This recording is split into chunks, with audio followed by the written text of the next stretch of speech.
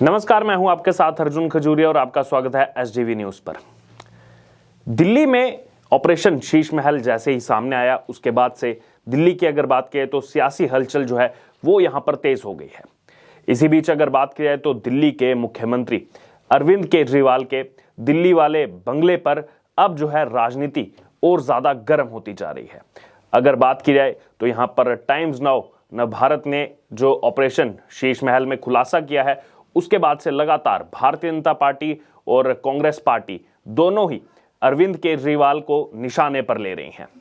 और अगर बात की जाए ऑपरेशन शीश महल ने एक तरह से दिल्ली के मुख्यमंत्री अरविंद केजरीवाल की कई परतों को खोल दिया। जो पहले वो आम आदमी का जो है दावा करते थे कि मैं तो आम आदमी हूं, आम आदमी वाली पहचान रखने वाले और गाड़ी और घर की लालसा ना दिखाने वाले अरविंद केजरीवाल के आलीशान बंगले की कीमत पता चलने के बाद उनके इस्तीफे की लगातार जो है मांग की जा रही है और इस मांग ने भी जोर पकड़ लिया है।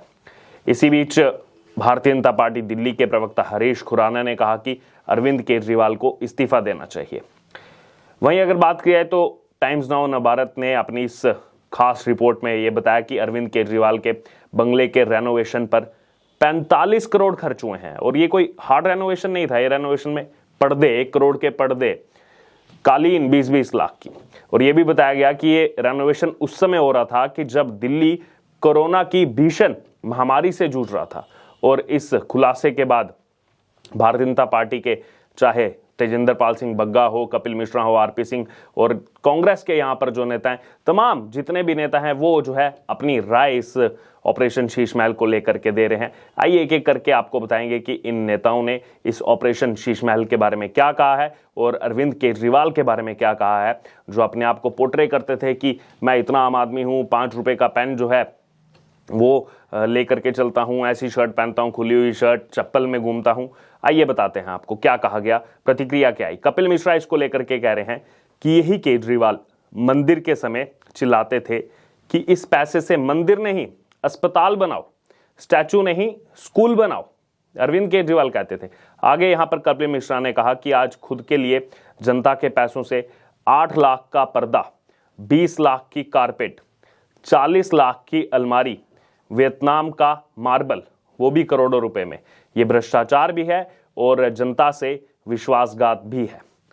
तो यहां पर ये मंदिर वाली बात इसलिए की गई कपिल मिश्रा की तरफ से क्योंकि जब राम मंदिर का जिक्र आता था तो अरविंद केजरीवाल और तमाम आम आदमी पार्टी के नेता कहते थे कि मंदिर क्यों बनाना है, क्यों खर्चा करना है, स्कूल कॉलेज बना दो। और ये स्टैचू ऑफ यूनिटी के लिए भी कहा था कि स्कूल कॉलेज बना देते तो अच्छा रहता। तो अब यहां पर कपिल मिश्रा कटाक्ष कर लें कि ये जो खुद के घर के लिए 20-20 लाख रुपए कारपेट पर खर्च कर रहे हैं, 1 करोड़ रुपए के पर्दे वहां पर लग रहे हैं, इससे वो बना देते स्कूल। वहीं दूसरी तरफ अगर बात की जाए तो दिल्ली भाजपा के युवा नेता तेजिंदर पाल सिंह बग्गा, उन्होंने भी मुख्यमंत्री केजरीवाल पर निशाना साधते हुए कहा कि पर्दे में रहने दो, पर्दा ना हटाओ, पर्दा जो हट गया तो अरविंद केजरीवाल लुट जाएगा, भेद खुल जाएगा। ये इसलिए कहा गया कि ये जो पूरी कहानी पर्दे की बात जो है वो यहां पर डाइजेस्ट नहीं हो रही है कि 8-8 लाख रुपए का पर्दा, जो रिमोट पर्दा आता है वो भी 25 से 35 हजार रुपए के बीच में आ जाता है। रिमोट वाला पर्दा वो भी बहुत एक्सपेंसिव है, उसके बावजूद यहां पर 8-8 लाख रुपए का पर्दा। वहीं बीजेपी नेता कपिल मिश्रा ने और भी यहां पर निशाना साधा, सीएम केजरीवाल पर निशाना साधते हुए कहा कि आज सारा देश देख रहा है कि केजरीवाल कहां से कहां आ गया। ये इसलिए कहा जा रहा है क्योंकि पहले केजरीवाल कैसे पोर्ट्रे करते थे। फिर आगे कपिल मिश्रा कहते हैं कि कभी यही केजरीवाल ये एफिडेविट लेकर घूम रहा था कि बंगला नहीं लूंगा।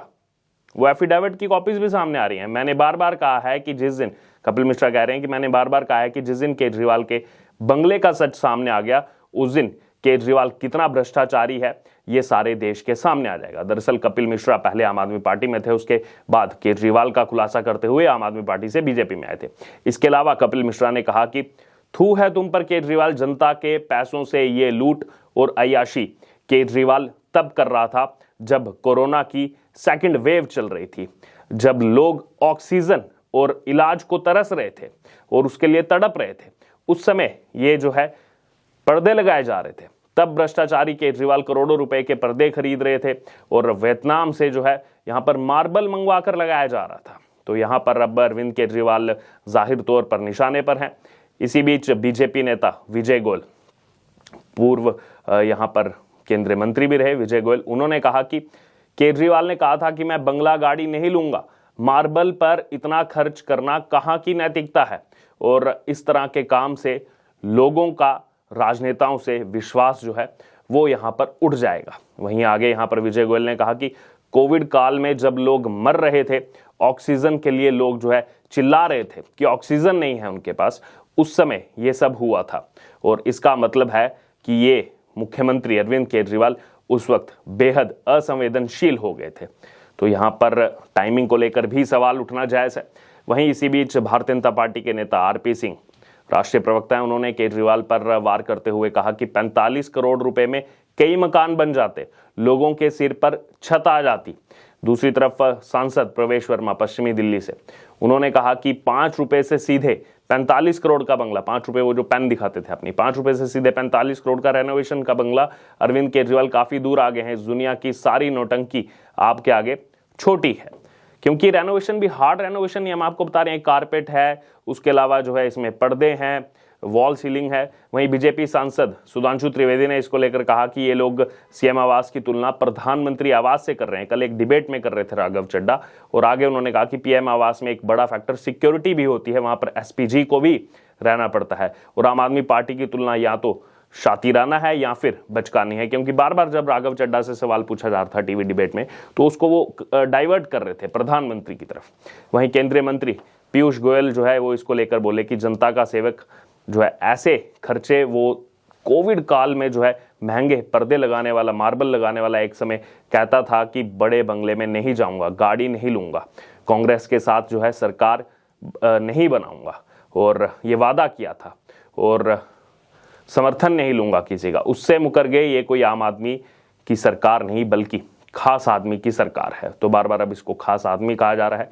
इसी बीच अगर बात करें तो भारतीय जनता पार्टी के सांसद मनोज तिवारी, पूर्व में दिल्ली भाजपा के अध्यक्ष रहे हैं, उन्होंने कहा कि मैं तो स्तब्ध हूं, दिल्ली के मुख्यमंत्री अरविंद केजरीवाल ने संवेदनहीनता के सारे रिकॉर्ड तोड़ दिए। एक समय जब दिल्ली में लोग कोरोना की महामारी से जूझ रहे थे, उस समय दिल्ली के मुख्यमंत्री ने अपने घर को सजाने में 45 करोड़ रुपए जो है फूंक दिए। वहीं मनोज तिवारी ने आगे कहा कि मैं सोचता हूं कि कोई अपने जीवन में इतना कैसे गिर सकता है, आज पता चला कि कैसे कोई इतना गिर रहा है। वहीं दूसरी तरफ दिल्ली बीजेपी ने भी सिलसिलेवार तरीके से कई ट्वीट जो है वो किए हैं, और उसमें लिखा गया कि खास आदमी अरविंद केजरीवाल की खुल गई पोल, और लगातार अब बीजेपी हमलावर है।